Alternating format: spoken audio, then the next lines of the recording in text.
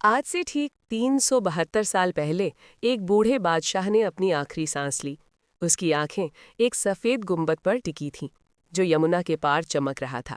मरते वक्त उसके होठों पर बस एक नाम था, मुमताज। लेकिन क्या आप जानते हैं कि इस प्यार की निशानी के पीछे कुछ ऐसे काले राज छुपे हैं जिन्हें जानकर आपकी रूह कांप जाएगी। आज मैं आपको ले जाऊंगा ताजमहल की उन अंधेरी गलियारों में जहां आम इंसान की पहुंच नहीं है। इस वीडियो को बनाने में हमने 1 महीने लगाए हैं, पुराने फारसी दस्तावेजों को पढ़ा है और उन लोगों से बात की है जो रात में ताज की सुरक्षा करते हैं। अगर आप इतिहास की इन डरावनी सच्चाइयों को जानना चाहते हैं तो अभी लाइक बटन दबाइए, चैनल को सब्सक्राइब कीजिए और घंटी को भी दबा दीजिए, क्योंकि जो आप आज सुनने वाले हैं वो किसी किताब में नहीं मिलेगा। रहस्य नंबर 1, वो रात जब शाहजहां ने बनवाया खून का नक्शा। सन 1631 की एक बरसाती रात बुरहानपुर के महल में एक औरत दर्द से करहा रही थी। 14वीं बार मां बनने जा रही थी मुमताज, लेकिन इस बार कुछ गलत हो गया। खून, चीखें और फिर सन्नाटा। शाहजहां के हाथ में बस एक ठन्ना जिस्म रह गया। कहते हैं उस रात बादशाह 3 दिन तक अपने कमरे से बाहर नहीं निकले, लेकिन चौथे दिन जब वो निकले तो उनके हाथ में एक नक्शा था, खून से लिखा हुआ नक्शा। किसी ने नहीं देखा वो नक्शा क्या था, लेकिन अगले ही हफ्ते आगरा से आदेश आया कि यमुना किनारे की जमीन खाली करवाई जाए। वहां रहने वाले सैकड़ों परिवारों को रातों रात बेघर कर दिया गया। एक बूढ़ी औरत ने विरोध किया था। अगली सुबह उसकी लाश नदी में मिली थी। आज जहां ताजमहल खड़ा है, क्या आप जानते हैं वहां पहले क्या था? कुछ पुराने दस्तावेज कहते हैं कि वहां एक प्राचीन मंदिर था जिसका नाम था तेजो महाल। जयपुर के महाराजा जय सिंह की संपत्ति थी वो, लेकिन एक रात सब कुछ बदल गया। अगले दिन जब राजा के आदमी वहां पहुंचे तो जमीन पर बस खून के निशान थे। मंदिर के पुजारी गायब थे। शाहजहां ने उस जमीन पर कब्जा कर लिया और शुरू हो गई एक ऐसी इमारत की कहानी जिसमें मोहब्बत से ज्यादा खून था। रहस्य नंबर 2, 22 बंद दरवाजों के पीछे क्या है? ताजमहल में 22 कमरे हैं जो पिछले 50 सालों से सील हैं। ताला लगा है, मुहर लगी है और भारी पुलिस पहरा है। क्यों? सरकार कहती है कि वहां सिर्फ नमी और पुराने पत्थर हैं, लेकिन 1974 में एक अमरीकी पुरातत्वविद प्रोफेसर मार्विन मिलर को विशेष अनुमति मिली थी उन कमरों में जाने की। वो सिर्फ 2 कमरों में गए और बाहर आते ही उनका चेहरा सफ़ेद हो गया था। उन्होंने मीडिया में कुछ नहीं कहा, बस इतना बोली कि भारत सरकार को उन कमरों में पूरी खुदाई करनी चाहिए। 3 महीने बाद प्रोफेसर मिलर की एक कार एक्सीडेंट में मौत हो गई। संयोग? शायद, लेकिन उनके साथ जो भारतीय गाइड गया था उसने बाद में गुपचुप तरीके से बताया कि उन कमरों की दीवारों पर संस्कृत में कुछ लिखा था। ओम के निशान थे, त्रिशूल की नक्काशी थी और सबसे डरावनी बात, एक कमरे में कंकाल पड़े थे। इंसानी कंकाल, छोटे बच्चों के कंकाल। वो गाइड अगले ही साल गायब हो गया। उसका परिवार आज भी उसे ढूंढ रहा है।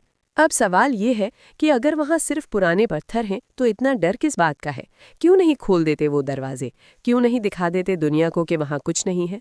लेकिन नहीं, दरवाजे बंद हैं, होठ सिले हुए हैं और सच दफन है उन काली दीवारों के पीछे।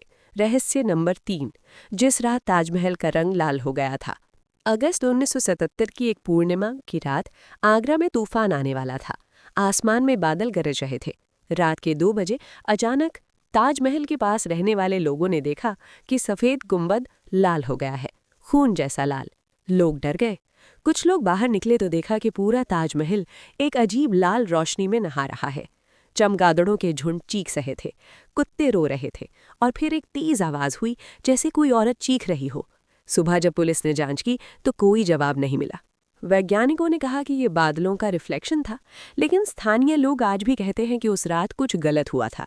कुछ लोगों ने देखा था कि ताज की छत पर एक सफेद साड़ी में एक औरत खड़ी थी। उस रात के बाद से हर पूर्णिमा पर सुरक्षा गार्ड ताजमहल के अंदर अकेले नहीं जाते। वो हमेशा 2-3 लोग साथ में रहते हैं। रहस्य नंबर 4, 20,000 हाथों का श्राप। ताजमहल बनाने में 20,000 से ज्यादा कारीगर लगे थे। दुनिया भर से आए थे बेहतरीन हुनरमंद। पर्शिया के पत्थर तराशने वाले, तुर्की के नक्काशी करने वाले, इटली के कीमती पत्थर जड़ने वाले। 22 साल तक दिन रात मेहनत की और फिर जब काम खत्म हुआ तो एक दिन सबको दरबार में बुलाया गया। शाहजहां ने उन्हें इनाम देने का वादा किया था, लेकिन वो दिन कोई जश्न के दिन नहीं था। जल्लाद तैयार खड़े थे। हुक्म हुआ, एक एक करके सभी कारीगरों के दाहिने हाथ काट दिए गए। कुछ की आंखें फोड़ दी गईं, कुछ को जिंदा यमुना में फेंक दिया गया। क्यों? ताकि दुनिया में दूसरा ताजमहल ना बन सके। उस दिन आगरा की सड़कों पर खून की नदियां बह गई थी, चीखें आसमान तक पहुंच गई थी, और कहते हैं उन 20,000 कारीगरों ने मरते वक्त एक साथ श्राप दिया था। उन्होंने कहा था कि जिस बादशाह ने प्यार के नाम पर यह मकबरा बनवाया है, वो खुद अपनी जिंदगी में सबसे बड़ी सजा भुगतेगा। और हुआ भी यही। शाहजहां के अपने बेटे ने उन्हें कैद कर लिया। 8 साल तक उन्हें छोटे से कमरे में रखा गया, जहां से सिर्फ ताजमहल दिखता था। रोज वो अपने बनाई हुई कब्र को देखते थे और रोते थे। क्या ये सिर्फ किस्मत थी, या फिर उन हजारों निर्दोष लोगों का श्राप था? आज भी कुछ लोग कहते हैं कि ताजमहल के पास जो पक्षी उड़ते हैं वो अचानक दिशा बदल लेते हैं, जैसे वहां कोई अदृश्य ताकत हो जो उन्हें दूर भगा रही हो। रहस्य नंबर 5, वो कब्र जो कभी खाली नहीं होती। ताजमहल में 2 कब्रें हैं। ऊपर मुख्य हॉल में 2 नकली कब्रें दिखाई जाती हैं, जिन्हें सेनेटॉफ कहते हैं। असली कब्रें नीचे तहखाने में हैं। लेकिन यहाँ एक अजीब बात है। तहखाने में जाने की इजाज़त बहुत कम लोगों को मिलती है, और जो लोग गए हैं उनमें से कुछ ने एक डरावनी बात बताई है। मुमताज़ की कब्र के पास हमेशा ताज़े फूल मिलते हैं, ताज़े, जबकि वहाँ कोई जाता नहीं है। सुरक्षा गार्ड ने बताया कि एक बार उन्होंने सुबह 4 बजे तहखाने में चेक किया, वहाँ कोई फूल नहीं था। फिर दोपहर को दोबारा गए तो कब्र पर चमेली के ताज़े फूल रखे थे। किसने रखे, कैसे रखे, कोई नहीं जानता। 1989 में एक फ्रांसीसी फोटोग्राफर को विशेष अनुमति मिली थी तहखाने की फ़ोटो खींचने की। उसने अपने कैमरे में कुछ ऐसी तस्वीरें कैद की जो आज तक प्रकाशित नहीं हुई है। उसने बाद में एक इंटरव्यू में बस इतना कहा था कि कुछ चीज़ें कैमरे में नहीं आती। उसने कहा था कि तहखाने में एक अजीब ठंडक थी जो सिर्फ कब्र के पास थी। बाकी जगह नॉर्मल तापमान था, और उसने महसूस किया था कि कोई उसे देख रहा है, कोई जो दिखता नहीं था लेकिन था वहाँ। उस फोटोग्राफर ने दोबारा कभी भारत नहीं आने की कसम खाई। रहस्य नंबर 6, मीनारों में बंद आत्माओं की कहानी। ताजमहल की 4 मीनारें हैं। हर मीनार की ऊंचाई 40 मीटर से ज़्यादा है। ऊपर से आगरा शहर बेहद खूबसूरत दिखता है, लेकिन बहुत कम लोग जानते हैं कि इन मीनारों के अंदर क्या है। अंदर सीढ़ियाँ हैं जो बहुत ऊपर तक जाती हैं, लेकिन अब इन सीढ़ियों पर जाने की मनाही है। क्यों? 1990 के दशक में 3 आत्महत्याएं हुई थीं इन मीनारों से कूदकर। तीनों अलग अलग साल में, तीनों अलग अलग लोग, लेकिन तीनों ने एक ही बात कही थी मरने से पहले। उन्होंने कहा था कि किसी ने उन्हें बुलाया था, एक आवाज़ ने उन्हें ऊपर बुलाया और फिर कूदने के लिए कहा। एक महिला जो बच गई थी, उसने बताया था कि जब वो मीनार की सीढ़ियों पर चढ़ रही थी तो उसे लगा कि कोई उसका हाथ पकड़कर ऊपर ले जा रहा है। ठंडा हाथ, बर्फ जैसा ठंडा। उसने चीखा और बेहोश हो गई। जब होश आया तो वो अस्पताल में थी। उसके हाथ पर नीले निशान थे, उंगलियों के निशान जैसे किसी ने बहुत जोर से पकड़ा हो, लेकिन कोई था ही नहीं वहाँ। उसके बाद से मीनारों के अंदर जाना बंद कर दिया गया। लेकिन आज भी कुछ सुरक्षा गार्ड कहते हैं कि रात में उन्हें मीनारों से रोने की आवाज़ सुनाई देती है। कोई औरत रो रही होती है, और कभी कभी ऐसा लगता है कि कोई ऊपर से नीचे देख रहा है। रहस्य नंबर 7, शाहजहां का वो आखिरी खत जो कभी भेजा नहीं गया। शाहजहां की मौत से एक दिन पहले उन्होंने एक खत लिखा था। ये खत औरंगजेब के लिए नहीं था, ये किसी और के लिए था, लेकिन वो खत कभी भेजा नहीं गया। शाहजहां के मरने के बाद जब उनका कमरा साफ किया गया तो वो खत तकिए के नीचे से मिला, फारसी में लिखा हुआ, खून से लिखा हुआ। उस खत में लिखा था कि ताजमहल के नीचे एक गुप्त कक्ष है जहां असली खजाना दफन है, लेकिन उस कक्ष में जाना बेहद खतरनाक है क्योंकि वहां एक श्राप है। जो भी उस खजाने को छुएगा उस 7 दिन में मर जाएगा।